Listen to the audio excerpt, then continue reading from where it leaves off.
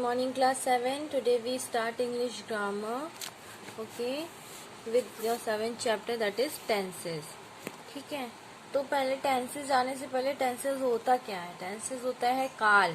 ठीक है, तो हमारे हिंदी में क्या होते हैं? 3 काल होते हैं. कौन कौन से? भूतकाल, भविष्यकाल और वर्तमान काल. ठीक, ऐसे इंग्लिश में भी होते हैं. 3 टेंसेस होते हैं, पास्ट, प्रेजेंट एंड फ्यूचर. ठीक है, पास्ट हो गया आपका भूतकाल, प्रेजेंट हो गया वर्तमान काल, और जो फ्यूचर होता है वो आपका होता है भविष्य काल.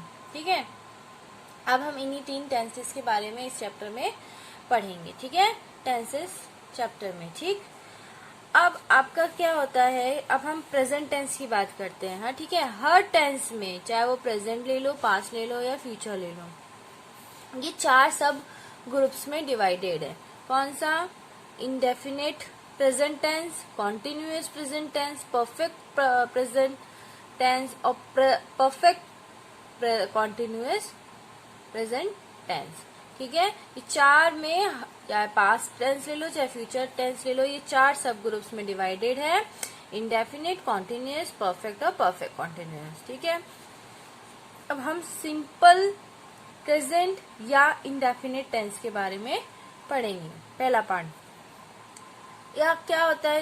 ये भी 3 टाइप्स में होते हैं. ठीक है, कौन कौन से? Positive, assertive sentence, assertive negative sentence और इंट्रोगेटिव सेंटेंस. ठीक, पॉजिटिव सेंटेंस में वो सेंटेंस आते हैं जो हम सीधा लिखते थे, जैसे Anita writes a letter. Subject plus verb का फर्स्ट फॉर्म प्लस ईएस. ठीक है, इफ रिक्वायर्ड, जरूरी ना सब में ईएस लगे. If required plus object. ठीक है, मैंने बोला था वर्ब के 3 फॉर्म आपके पिछले लेसन में था. ठीक है, मैंने बोला था 3 फॉर्म होते हैं. ठीक, वो वर्ब की फर्स्ट फॉर्म इसमें लगेगी. अब बता देती हूँ, जैसे मैंने पढ़ाया था, आप जैसे था गो. गो वर्ब की कौन सी फॉर्म हो गई? फर्स्ट फॉर्म हो गई. ठीक है, इसकी सेकेंड फॉर्म कौन सी हो गई? गो का क्या होगा? वेंट. थर्ड फॉर्म कौन सी हो गई वर्ब की? गो, वेंट, गॉन. ये थर्ड फॉर्म हो गई वर्ब की.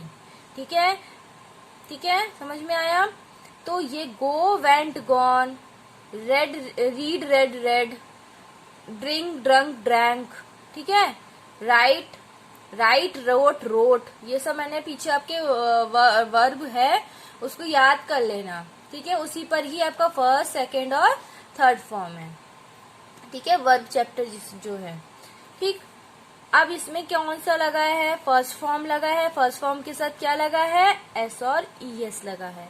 ठीक, अब जैसे यहाँ पर इसने राइट का आपको दिया हुआ है, तो राइट का क्या होता है? Write, wrote, wrote. ठीक है, write, wrote, sorry, write, wrote, written होता है. ठीक है, राइट, रोट, रिटन. ठीक, राइट, रोट, रिटन. ठीक, थर्ड फॉर्म हो गया आपका. तो अब इसमें क्या लिखा हुआ है? Example, Anita writes a letter. तो उसने क्या लगाया? वर्ब की फर्स्ट फॉर्म राइट लगा के उसके साथ क्या लगा दिया? एस लगाना है या ईएस लगाना है. ठीक है, किसी किसी के साथ एस लगेगा और किसी किसी के साथ ईएस लगेगा. तो राइट्स का एस, राइट में क्या लग गया? एस लग गया. तो अनीता राइट्स अ लेटर. ठीक है, ये आपको पॉजिटिव सेंटेंस हो गया. अब Anita does not write a letter. अब यहाँ पे क्या हो जाएगा? अगर आप निगेटिव सेंटेंस बनता है तो आपका डू, डज, डू या डज लगेगा. डू सिंगुलर के साथ लगता है और डज है प्लूरल के साथ लगता है. ठीक है, ठीक, ये भी पर्सन पर रहता है. ठीक है, अब सिंगुलर प्लूरल क्या होता है? अनीता एक ही है, लेकिन क्या है? अंकिता थर्ड पर्सन है. क्या है? थर्ड पर्सन है. तो थर्ड पर्सन के साथ डज लगेगा और सेकेंड पर्सन के, फर्स्ट और थर्ड पर्सन के साथ डज लगेगा और सेकेंड पर्सन के साथ डू लगेगा. ठीक है, जैसे यू हो गया, उसके साथ क्या लगेगा? डू लगेगा. ठीक, आई के साथ क्या लगेगा? डज लगेगा. ठीक है, समझ में आया? उसके बाद नॉट लगेगा. उसके बाद आपका फर्स्ट वर्ब का फर्स्ट फॉर्म लगेगा. फिर ऑब्जेक्ट. ठीक है, सब्जेक्ट क्या है? अनीता. अनीता क्या है? सब्जेक्ट है. ऑब्जेक्ट क्या है? लेटर है.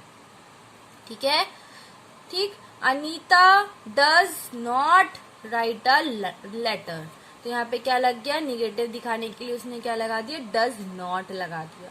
तो Anita does not write a letter. ठीक है। अब इंट्रोगेटिव सेंटेंस, इंट्रोगेटिव सेंटेंस कौन से होते हैं, जिसमें क्वेश्चन मार्क लगता है। ठीक है। तो अब इसमें क्वेश्चन कैसे लगेगा, व्हाट वाज नहीं लगेगा, आपका जो डू और डज ही होगा ना, वो आपका क्या बन जाएगा, क्वेश्चन बन जाएगा। ठीक है। तो इसका क्या बन जाएगा, does Anita write a letter, question mark. ठीक है। तो डू डज पहले लगेगा, डू या डज दोनों में से कोई एक लगेगा, वो सब्जेक्ट पर रहता है। ठीक है। सब्जेक्ट क्या है आपका, उसके बाद सब्जेक्ट लगेगा, उसके बाद वर्ब की फर्स्ट फॉर्म, उसके बाद ऑब्जेक्ट, उसके बाद क्वेश्चन मार्क। ये आपका इंट्रोगेटिव सेंटेंस हो गया। समझ में आया। अब जैसे कुछ नीचे दिए गए हैं example to show habitual action. Brijesh goes to office daily.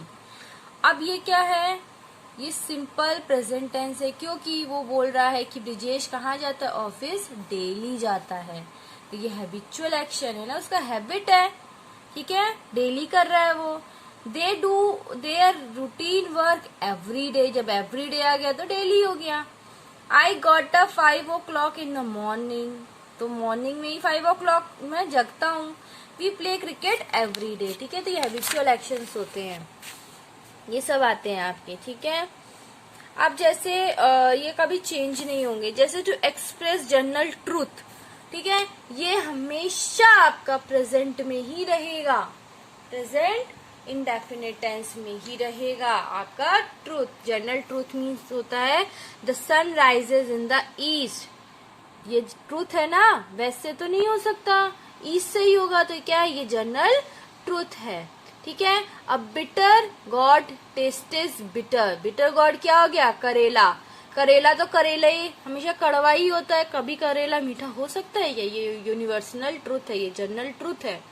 The moon revolves around the earth. ये जनरल ट्रूथ है ना, मून जो है वो क्या करता है, अर्थ के चारों तरफ घूमता है। ठीक है। अर्थ तो नहीं घूम सकता कि एक दिन मून घूम ले एक दिन अर्थ घूम ले, ऐसा तो नहीं होता, मून ही घूमेगा अर्थ का है। तो ये जनरल ट्रूथ है, कभी चेंज नहीं होंगे, हमेशा इंडेफिनिट प्रेजेंट इंडेफिनिट में ही आएंगे। ठीक है। तो कुछ ऐसे ही वर्ड है जो हमेशा प्रेजेंट इंडेफिनिट में ही आएंगे। अब नेक्स्ट है आपका present continuous tense. Present continuous tense में अभी हमने प्रेजेंट इंडेफिनिट पढ़ा था, उसमें एस और ईएस लग रहा था, उसकी हेल्पिंग वर्ब है। ठीक है। एस और ईएस उसकी हेल्पिंग वर्ब है। और अगर हम निगेटिव इंट्रोगेटिव की बात करते हैं तो डू और डज उसकी हेल्पिंग वर्ब है। ठीक है। अब परफेक्ट कॉन्टिन्यूअस की बात करते हैं तो परफेक्ट कॉन्टिन्यूअस की जो हेल्पिंग वर्ब होती है वो होती है हमारी इज, एम और आर। ठीक है। इज, एम, आर हमारी क्या होती है, प्रेजेंट कॉन्टिन्यूअस की हेल्पिंग वर्ब होती है। ठीक है। जैसे अब हम असर्टिव सेंटेंस बनाते हैं, पॉजिटिव सेंटेंस बनाते हैं, तो उसमें सब्जेक्ट क्या होता है, subject plus is, am, are. Is किसके साथ लगता है, पढ़ा होगा आप लोगों ने, इज प्लूरल के साथ लगता है, एम आई के साथ लगता है सिर्फ, और आर किसके साथ, सॉरी, इज सिंगुलर के साथ लगता है, एम आई के साथ लगता है, सिंगुलर के साथ लगता है, एम सिर्फ और सिर्फ आई के साथ लगता है, आर किसके साथ लगता है, प्लूरल के साथ लगता है। ठीक है। समझ में आया। फिर उसके बाद वर्ब जो है, वर्ब उसके साथ आईएनजी लग जाएगा, जैसे गो का गोइंग हो जाएगा। ठीक है। समझ में आया। राइट का राइटिंग। ठीक है। वर्ब की फर्स्ट फॉर्म के साथ आईएनजी लग जाएगा, फिर ऑब्जेक्ट हो जाएगा। ठीक है। जैसे I am writing an essay. Right क्या है, वर्ब की फर्स्ट फॉर्म में आईएनजी लग गया, तो वो क्या हो गई, वर्ब के साथ आईएनजी हो गई। ठीक है। समझ में आया।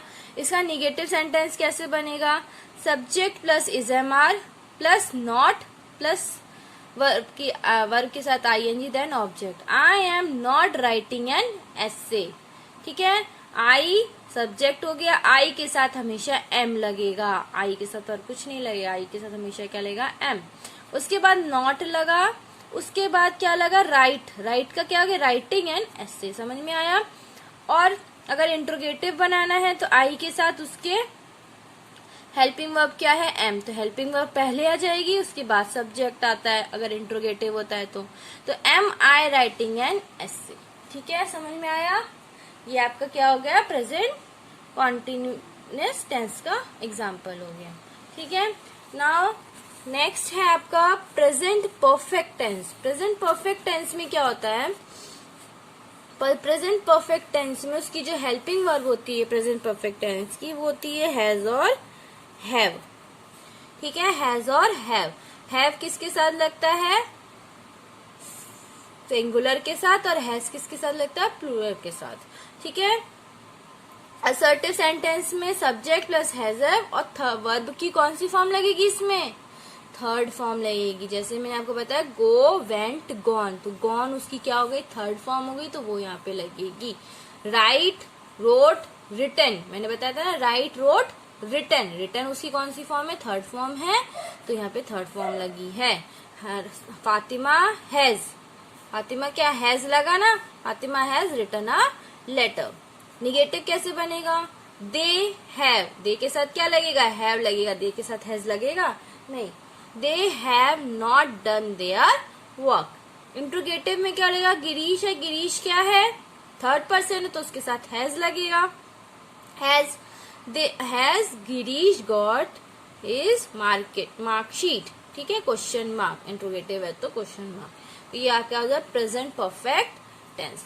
ठीक है, नेक्स्ट है आपका प्रेजेंट कॉन्टिन्यूअस टेंस। ठीक है, प्रेजेंट कॉन्टिन्यूअस टेंस में प्रेजेंट परफेक्ट कॉन्टिन्यूअस टेंस में क्या होता है, दो चीज होती है आपके, परफेक्ट और कॉन्टिन्यूअस, दोनों का मिला के हमारा क्या बन जाता है, परफेक्ट कॉन्टिन्यूअस बनता है। ठीक है, इसमें क्या लगता है, इसकी हेल्पिंग वर्ब क्या होती है, हैज और हैव।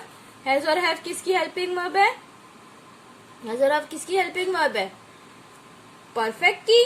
ठीक है, और अगर वर्ब के साथ आईएनजी लग रहा है मीन्स वो कॉन्टिन्यूअस है, तो इसमें दोनों का मिला के आ जाता है। ठीक है, लेकिन इसमें हैज और हैव के साथ बीन भी लगता है, तो याद रखना। ठीक है, और टाइम हमेशा रहेगा, सिंस में होगा या फॉर में होगा।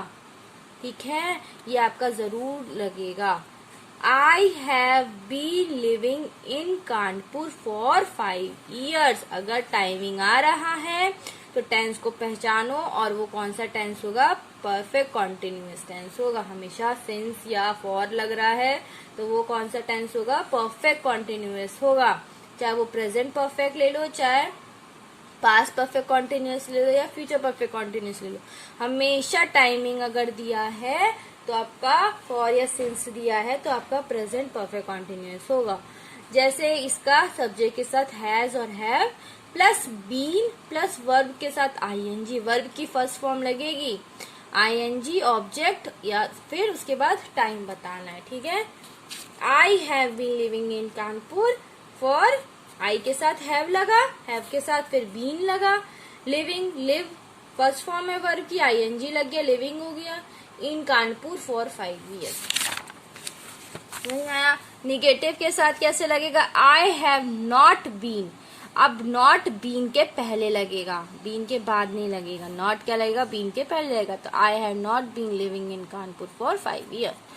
और उसके बाद इंट्रोगेटिव बनाने के लिए have I been living in Kanpur for 5 years, question mark. ठीक है, समझ में आ गया। जब ये देखो कुछ यूजेज है, जैसे Anil has been writing an essay for half an hour. देखो बेटा, फॉर और सिंस कहाँ लगेगा, जब हम किसी भी नंबर का एग्जैक्ट टाइम बताते हैं। ठीक है, एग्जैक्ट बताते हैं तो उसके साथ फॉर लगता है। जैसे फॉर 2 years, फॉर 3 years, हम उसको काउंट कर सकते हैं ईयर्स को। ठीक है, अगर और सिंस किसके साथ लगता है, सिंस 1, क्या बोलते हैं, since 4 years, since years ago. ठीक है, सिंस ईयर्स अगो बोलते हैं, सिंस ईयर्स अगो, बहुत साल पहले, हमें नहीं पता कितने साल पहले, बट बहुत साल पहले, तो सिंस लगाते हैं उसके आगे। ठीक है, आप किसको काउंट कर सकते हो उसके आगे फॉर लगाते हैं, जिसको काउंट नहीं कर सकते हैं उसको जैसे अभी देखो, has Beena been studying in this school since March this year. ठीक है, कब से पढ़ रही है, मार्च, हमें डेट नहीं पता कौन सी मार्च से पढ़ रही, पर मार्च से पढ़ रही है। ठीक है, उसके आगे हमने सिंस लगा। अगर ये लिखता स्कूल फॉर लास्ट 2 years, तो यही हो जाता लास्ट 2 years, तो उसके आगे था फॉर। ठीक है, समझ में आया। तो सिंस और फॉर में यही डिफरेंस होता है। ठीक है, अब नेक्स्ट टर्म में हम पास्ट टेंस पढ़ेंगे। Okay, thank you and have a nice day.